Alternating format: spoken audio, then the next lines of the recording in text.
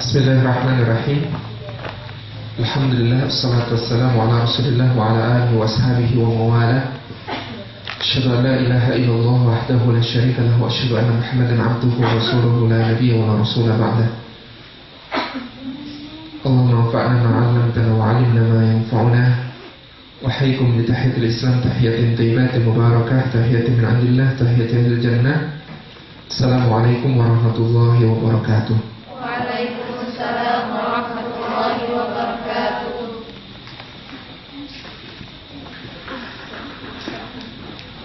Syukur kepada Allah Subhanahu wa taala pada kesempatan malam yang baik ini kita dipertemukan. Mudah-mudahan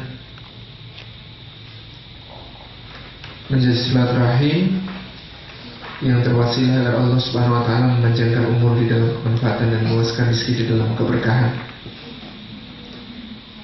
Baik, saya diberikan amanah oleh pengasuh untuk berbagi tentang peran para sahabiah di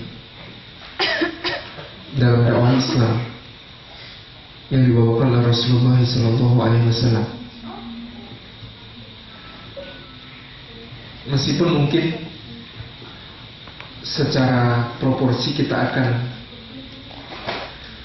menemukan bahwa kisah-kisah tentang para sahabiah di dalam sejarah ini secara persentase mungkin kalah dibandingkan kisah-kisah tentang bagaimana para sahabat berjuang di sisi Rasulullah SAW.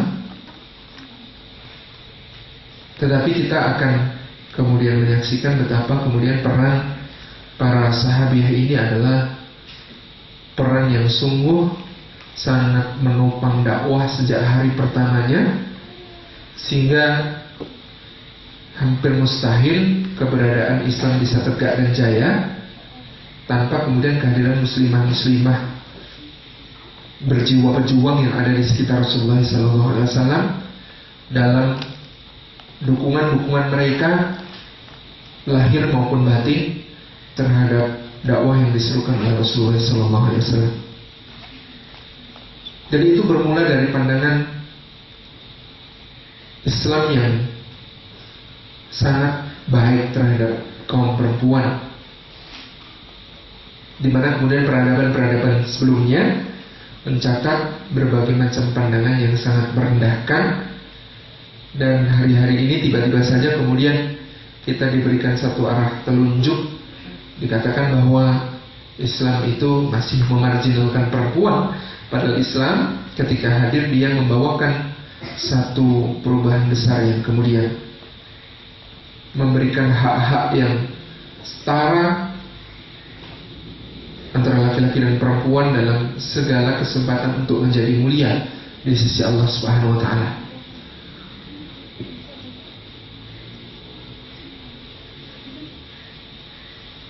Apa saja pandangan Islam terhadap wanita? Yang pertama, ini menjadi dasar pembahasan kita nanti. Wanita adalah partner laki-laki. Rasulullah SAW mengatakan perempuan adalah belahan tidak terpisah dari pria. Maka mereka setara, bukan atas dan bawah, tetapi sejajar, mitra. Ini sangat berbeda dengan misalnya kalau kita melihat pandangan-pandangan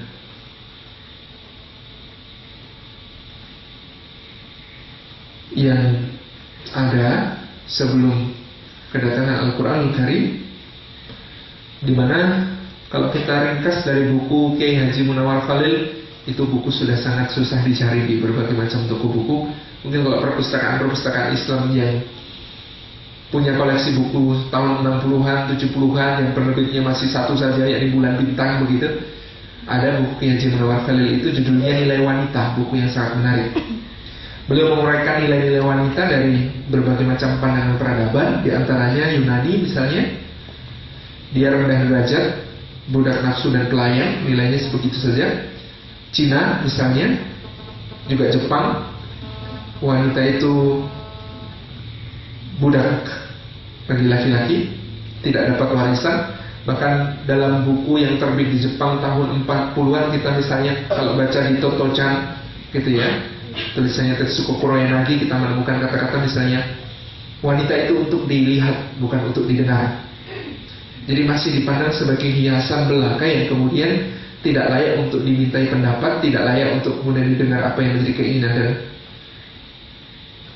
aspirasinya. Di India sudah ada pandangan yang mempersalahkan wanita sejak dulu, karena wanita itu dianggap sebagai sumber kesalahan dan dia tidak memiliki hak hidup jika suaminya mati. Maka ada istilahnya sati. Kalau di India, janda yang ditinggal mati suaminya itu ikut mati dengan suaminya dengan cara menenggelamkan diri di sungai Gangga, atau dengan cara membakar diri ikut kemudian ketika suaminya diabukan. Di Persia ini ada aturan bahwa hukuman untuk wanita dalam kejahatan yang porsinya sama itu lebih berat daripada laki-laki. Kemudian di Persia juga, ketika wanita itu mengalami haid, maka dia tidak punya hak untuk berada di rumah, diusir. Di Arab tidak punya waris jelas, bahkan diwariskan kalau itu adalah misalnya istri dari seorang ayah, ibu tiri begitu ya, itu jatuh menjadi hak waris bagi anak-anaknya. Kemudian ada rasa malu ketika memiliki anak perempuan, sehingga ada ayat Allah Subhanahu wa taala yang membuat Umar bin Khattab menangis, wa idzal mau'udatu su'ilat bi ayyi dzambin qutilat. Dan ketika bayi yang dikubur hidup-hidup itu ditanya, karena dosa apakah mereka dibunuh. Di dalam agama Yahudi, dengan Taurat yang telah disimpangkan dalam perjanjian lama itu disebut, Adam itu andai saja tidak digoda oleh Hawa untuk memakan buah dari pohon kekekalan, maka pasti masih tinggal di surga beserta anak keturunannya hingga kini. Jadi sumber kesalahan sampai Adam diusir dari surga itu Hawa, perempuan. Yang digoda oleh iblis dan mudah jatuh dalam godaan iblis itu Hawa, perempuan. Maka perempuan dianggap sebagai senjata iblis untuk menaklukkan laki-laki dan untuk menghancurkan kehidupan. Dia juga tidak punya hak untuk mahar, tidak punya hak juga untuk waris. Di dalam Talmud disebutkan demikian. Dalam agama Nasrani, biang maksiat dan pintu setan tadi sama. Pandangannya adalah bahwa yang tergoda terlebih dahulu di surga itu Hawa. Padahal dalam Al-Quran kita mendapatkan ayat yang jelas-jelas dua-duanya punya andil salah. Fa'azallahuma syaitan fa'akhrajahuma mimma kana fihi. Maka syaitan menggelincirkan keduanya, bukan Hawa saja, tapi keduanya. Adamnya juga tergelincir. Berarti kesalahan itu ada pada keduanya, bukan pada salah satu. Fa'akhrajahuma mimma kana fihi, maka terkeluarkanlah mereka dari apa yang mereka sebelumnya berada di dalamnya.